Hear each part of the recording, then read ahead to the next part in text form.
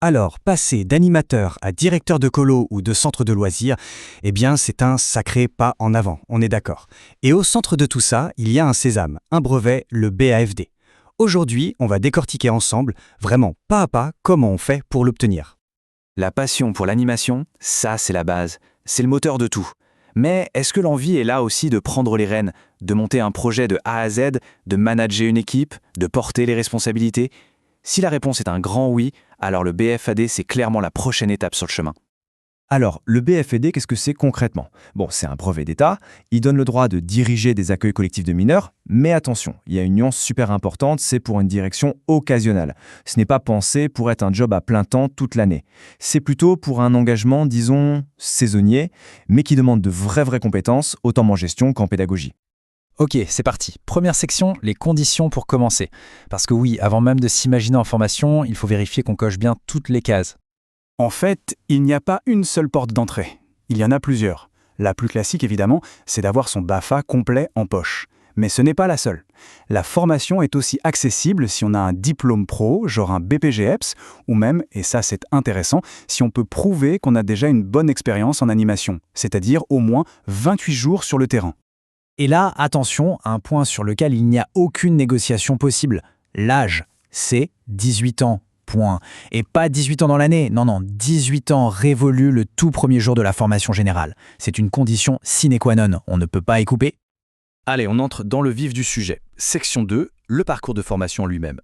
C'est un parcours en 4 grandes étapes et je préviens tout de suite, le calendrier pour tout valider est super serré. En gros, le parcours, c'est un mix permanent entre de la théorie et de la pratique. Ça commence avec la formation générale. Juste après, on a 18 mois pour faire un premier stage pratique. Ensuite, on retourne en formation pour la session de perfectionnement. Et de là, on a encore 18 mois pour le deuxième stage pratique. L'ordre est hyper important, on ne peut pas le changer. Et le chrono tourne, il faut avoir tout fini en 4 ans maximum. C'est pas un sprint, c'est un vrai marathon. Chaque étape a vraiment son propre objectif. L'étape 1, la formation générale, c'est là qu'on pose toutes les fondations. La réglementation, le projet pédale, la gestion d'équipe, tout y passe. L'étape 2, le premier stage, c'est l'application. On met les mains dans le cambouis, mais on est encore sous la supervision de quelqu'un. L'étape 3, le perfectionnement. On revient pour creuser certains sujets, comme le budget. Et enfin, l'étape 4, le deuxième stage, là c'est le grand bain. C'est la direction en totale autonomie. Et la différence entre les deux stages, elle est énorme. C'est vraiment le jour et la nuit. Le premier stage, on est en quelque sorte directeur ou directrice stagiaire sous l'aile d'un directeur ou d'une directrice qui a de la bouteille. On apprend, on applique, mais on n'est pas seul. Le second stage, par contre, c'est le test ultime. Là, c'est nous le patron ou la patronne. On a la responsabilité totale de A à Z, l'équipe, le budget, le projet et surtout la sécurité de tout le monde. Bon, les 4 étapes de formation sont validées. On pourrait croire que c'est fini, mais pas tout à fait. Maintenant, il y a la phase paperasse si on veut, mais c'est une paperasse ultra importante, le fameux bilan de formation. Et là-dessus, les textes officiels sont très clairs, il n'y a pas d'ambiguïté. Une fois le parcours terminé, il faut rédiger ce bilan de formation et l'envoyer. Et attention au timing, on a 1 an, et pas 1 jour de plus, après la fin du deuxième stage pratique. Croyez-moi, dépasser ce délai, c'est vraiment se compliquer la vie pour rien. Alors qu'est-ce qu'on met dans ce fameux dossier? Eh bien, c'est un peu la compilation de tout le parcours. D'abord, les preuves administratives, les 4 certificats de stage bien signés avec les appréciations des formateurs. Ensuite, la pièce maîtresse, le rapport écrit, le bilan de formation lui-même.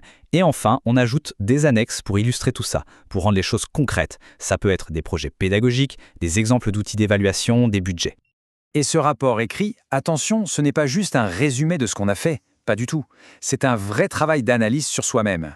L'idée, c'est de montrer comment on a progressé sur les 5 grandes fonctions de direction. Il faut faire une auto-évaluation, être honnête sur ses points forts, ses points faibles.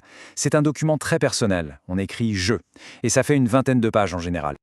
Voilà, le dossier est parti. On respire un grand coup, mais ce n'est pas encore tout à fait fini.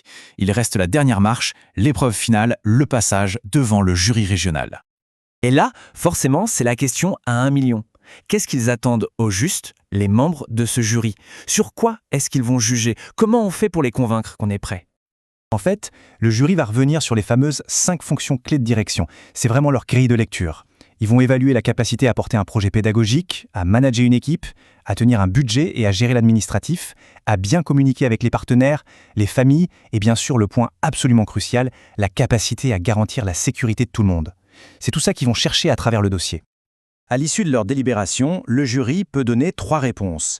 La première, la meilleure, reçue, et la champagne. Le BAFD est en poche pour 5 ans. Deuxième possibilité, ajourner. Ça veut dire qu'il manque quelque chose, il faut soit compléter le dossier, soit même refaire une étape de la formation. Et enfin, la troisième option, refuser, si le jury estime que pour l'instant, les compétences ne sont pas là. Mais au final, obtenir ce BAFD, ce n'est pas vraiment la ligne d'arrivée. C'est plutôt le point de départ d'une sacrée aventure, humaine et managériale. Parce qu'au-delà de toute la technique, la vraie question qui se pose et qui mûrit tout au long du parcours, c'est celle-ci. Quel genre de directeur ou de directrice on a envie d'être? Quelle vision, quelle valeur on veut porter? C'est ça le véritable projet qui commence.